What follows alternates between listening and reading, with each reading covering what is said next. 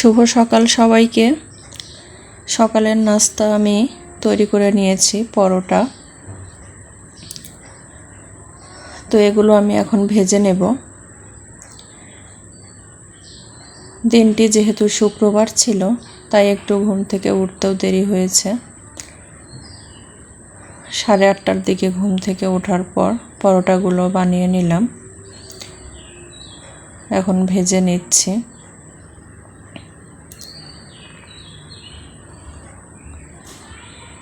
ফ্রিজে সেমাই রান্না করা আছে, আর পরোটার সঙ্গে আমি 2টো ডিম ভেজে নেব।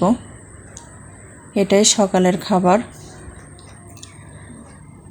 তো আসসালামু আলাইকুম সম্মানিত ভিউয়ার্স, আপনারা সবাই কেমন আছেন? আশা করি আল্লাহর অশেষ রহমতে আপনারা সবাই ভালো আছেন, সুস্থ আছেন। তো আজকে আপনাদের সঙ্গে অনেক কিছুই শেয়ার করব।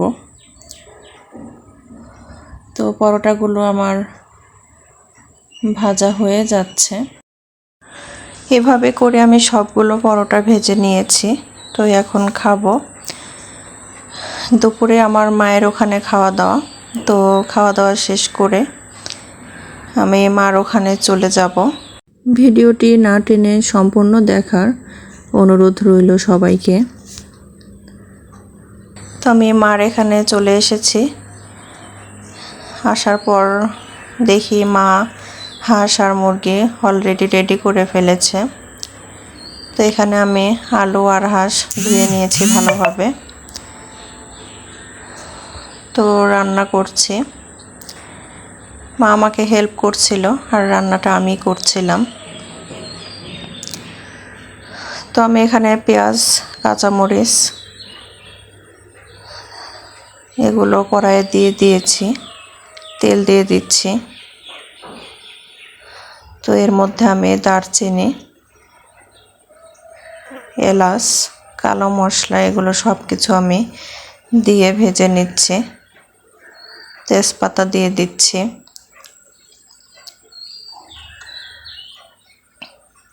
হাঁসের মাংসটা আমার অনেক প্রিয়, আমি খুবই পছন্দ করি হাঁসের মাংস। তো এখানে ওর জন্য মা একটা হাঁস আর একটা লেয়ার লাল পাকিস্তানি মুরগি ওগুলো নিয়ে এসেছে। তো আমি আগে হাঁসের মাংসটাই রান্না করে নিচ্ছিলাম। তো মশলাটা আমার ভালোভাবে কষানো শেষ। তো তার মধ্যে আমি হাঁসের মাংসটা দিয়ে দিলাম। এখানে যে সাধারণ মশলা আমি সেটাই ব্যবহার করেছি। হলুদের গুঁড়া, মরিচের গুঁড়া, লবণ, আদা, পেঁয়াজ, রসুন, জিরে বাটা দিয়েছি। তো আমি এটা এখন ঢাকনা দিয়ে ঢেকে পোলার চালটা দেখে নিচ্ছিলাম।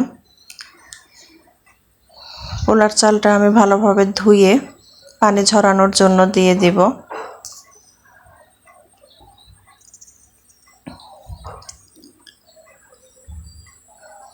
তো আবারও চলে আসলাম, তরকারিটি যেন পুড়ে না যায়, যেহেতু পানিটা শুকিয়ে যাচ্ছে। তো আমি আরও একটু নেড়ে চেড়ে দিচ্ছি। তো এখন এটা আমি আবারও ঢেকে দেব ভালোভাবে কষিয়ে নেওয়ার জন্য। তো পোলাওয়ের জন্য আমি পেঁয়াজ তেল দিয়ে ভেজে ওর মধ্যে আমি পোলার চালগুলো দিয়ে দিয়েছি। তো এর মধ্যে আমি তেজপাতা, সাদা এলাচ, দারচিনি, লবঙ্গ, গোলমরিচ এগুলো আমি সব কিছু দিয়ে দিয়েছি। দিয়ে এখন পোলার চালটা আমি ভালোভাবে ভেজে নিচ্ছি। পোলাওয়ের জন্য আমি পানিও অলরেডি গরম করে নামিয়ে রেখেছি। তো চালটা এভাবে নেড়ে চেড়ে ভেজে নেওয়ার পর আমি আবারও আসলাম তরকারিটা দেখার জন্য। তো এভাবে আমি তরকারিটা আবার নেড়ে দিচ্ছি।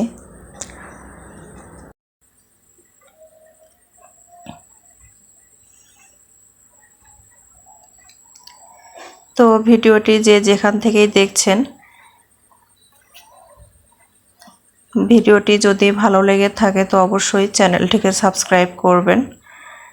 সাবস্ক্রাইব করার পর পাশে থাকা বেল আইকনটিতে ক্লিক করে অল বাটন প্রেস করবেন। এদিকে মুরগিটাও প্রস্তুত হয়ে গেছে। তো আমি এটা লেবুর রস, হালকা মরিচের গুঁড়া আর লবণ দিয়ে 10 মিনিটের মতো মেখে রাখবো। এভাবে আমি একটু কেটে নিয়েছি যেন মশলাগুলো ভালোভাবে ঢোকে।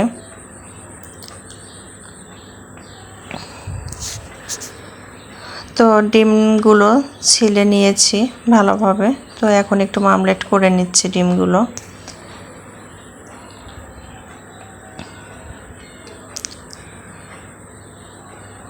তো নতুন যারা ভিডিওটি দেখছেন তারা চ্যানেলটিকে অবশ্যই সাবস্ক্রাইব করবেন আর একটা কমেন্ট করে যাবেন, তাহলে আমি বুঝতে পারবো, আমিও আপনাদের নতুন বন্ধু হতে পারবো, আপনাদের ভিডিও ফলো করতে পারবো। আর যারা অলরেডি আমার চ্যানেলটিকে সাবস্ক্রাইব করেছেন তাদেরকে জানাই অসংখ্য ধন্যবাদ। আমি আপনাদের প্রতি অনেকটাই কৃতজ্ঞ। তো আমার ডিমগুলো মামলেট করা শেষ। এখন আমি চিকেনগুলো ভেজে নিচ্ছি হালকাভাবে। উল্টে পাল্টে আমি একটু ভালোভাবে ভেজে নেব। তো ভাজা শেষ, চিকেনগুলো এভাবে ভেজে নিয়েছি আমি। এখন আমি কড়াইয়ের রোস্টের মশলাগুলো ভালোভাবে কষিয়ে নিব। তার জন্য আমি হাফ কাপ পরিমাণ পেঁয়াজ কুচি,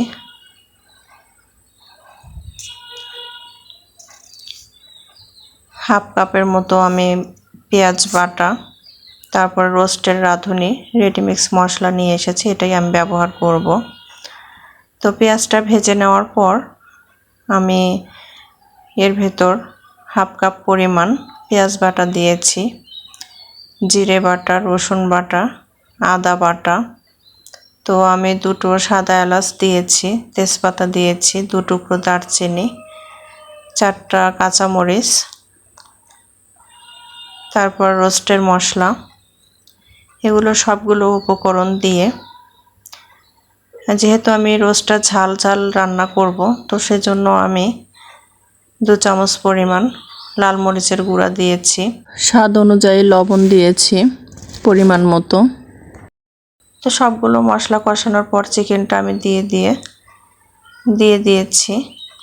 তো চিকেনটা আমি এভাবে কষিয়ে নিচ্ছি, একদম লো আছে আমি চিকেনটা এভাবে রান্না করে নেব যেন মশলাগুলো ভালোভাবে চিকেনের ভেতর যায়।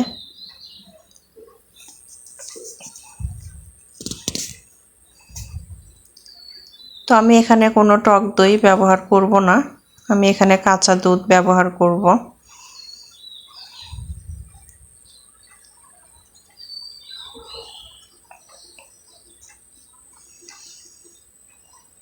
তো ভিডিওটি যদি ভালো লেগে থাকে অবশ্যই চ্যানেলটিকে সাবস্ক্রাইব করবেন। আর যারা যারা অলরেডি আমাকে সাপোর্ট করছেন, আমার ভিডিওগুলো ধৈর্য সহকারে দেখছেন, ভালোবাসা দিয়ে যাচ্ছেন, তো তাদের প্রতি আমি সত্যি অনেক কৃতজ্ঞ। আমিও তাদের পাশে থাকবো ইনশাল্লাহ।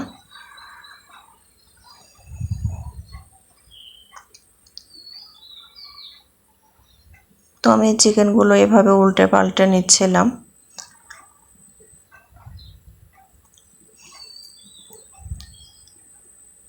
তো আমি আসলে রান্নাটা ভালোভাবে বিস্তারিত দেখাতে পারিনি, অন্য আরেকদিন চেষ্টা করব যে কোনো একদিন বিস্তারিতভাবে ভিডিও দেওয়ার। তো আমি এর মধ্যে কাঁচা দুধগুলো দিয়ে দিলাম। আমি এখানে সম্পূর্ণ দুধই ব্যবহার করব, কিন্তু এটুকু একটু পরে দিচ্ছি।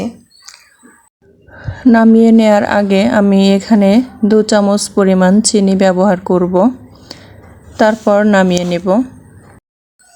ভিডিওটি কেমন লেগেছে অবশ্যই জানাবেন, আর ভিডিওটি না টেনে সম্পূর্ণ ফুল ওয়াচ টাইম দেওয়ার চেষ্টা করবেন।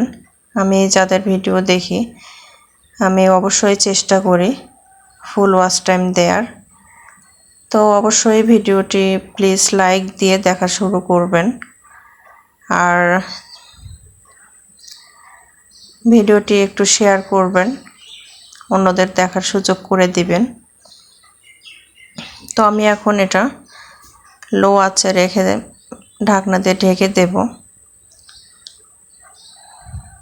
15 থেকে 20 মিনিটের মতো আমি এভাবে আরও রান্না করে নেব।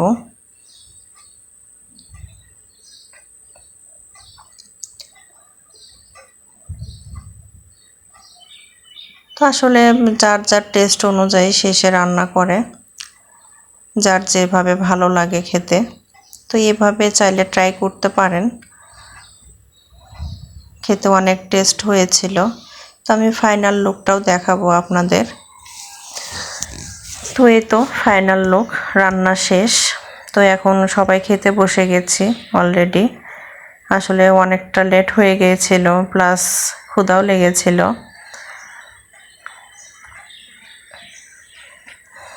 তো এই তো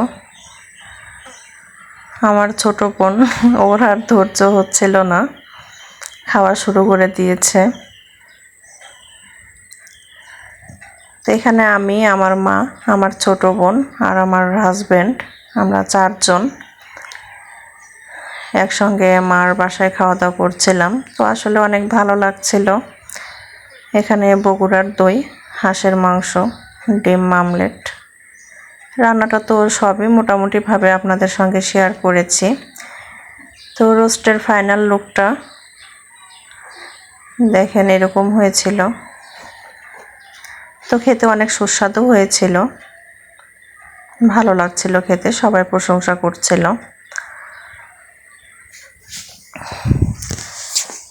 তো খাওয়া দাওয়া শেষ করে দই খাচ্ছিলাম। তো রেস্ট করার পর বিকেলের দিকে মা আবার এই যে তেলের পিঠা বানানোর জন্য ব্যাটার তৈরি করে নিয়েছে।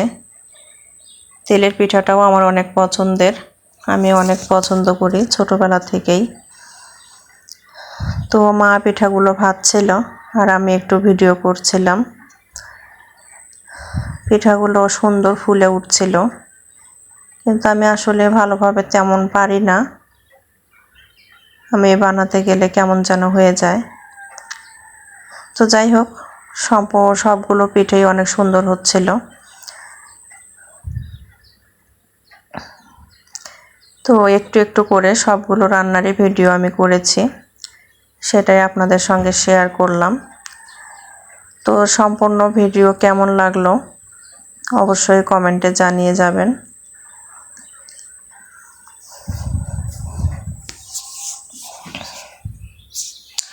তো এভাবে করে সবগুলো পিঠা ভেজে নিচ্ছিল।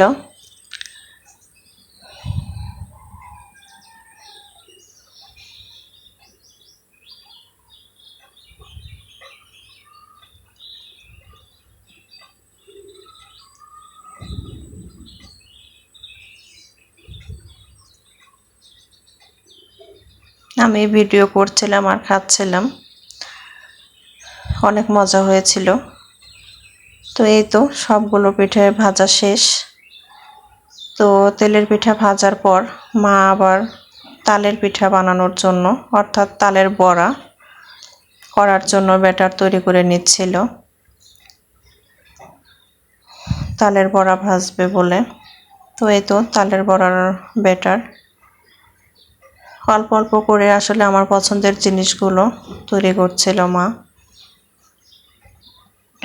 তো এই তো এভাবে বড়াগুলো ভেজে নিচ্ছিল। বড়াগুলো অনেক সুন্দর হয়েছিল, সবগুলো বড়া ফুলে উঠেছিল।